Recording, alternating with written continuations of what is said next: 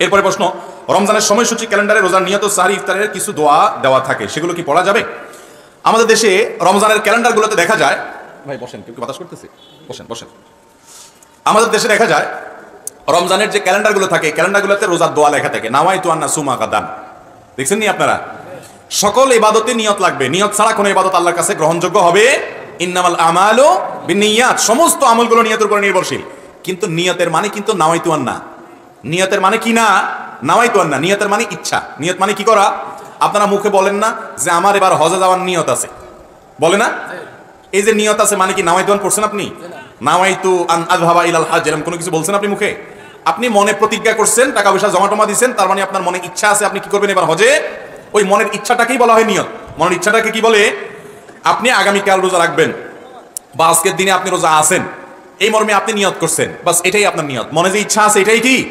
মুখে আলাদা উচ্চারণ করাটা এটা নিয়ত নয়। নিয়তের প্রকাশ, নিয়তের কথা আবার মুখে বলে দিতে হবে। সকল ইবাদতে সকল আমলে এরকম কোনো কথা হাদিসে আসে নাই।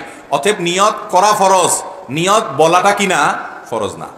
রমজান মাসে রোজা রাখার জন্য নিয়ত জরুরি। নিয়তটার মানে কি? আপনার মনে ইচ্ছা আছে যে আমি ভোর রাত্রে উঠবো, সারি খাবো, কালকে রোজা রাখবো, বাস এই যে মনে ইচ্ছা আছে এটাই নিয়ত আছে, বাস হয়ে গেছে। মুখে আর নাওয়াইতুয়ান পড়ার প্রয়োজন নাই। রোজা রাখার জন্য নাওয়াইতুয়ান পড়ার কথা না কোনো হাদিসে আছে, না কোরআনে আছে, না রাসূল আকরাম সাল্লাল্লাহু আলাইহি ওয়াসাল্লাম এরকম কোন নাওয়াইতুয়ান পড়েছেন, না সাহাবীরা করেছেন। ইবাদতের ক্ষেত্রে কোরআন এবং হাদিসে যদি কোনো কিছু না থাকে তাহলে সেটা ক্যালেন্ডারে থাকলেও আমরা নিব না।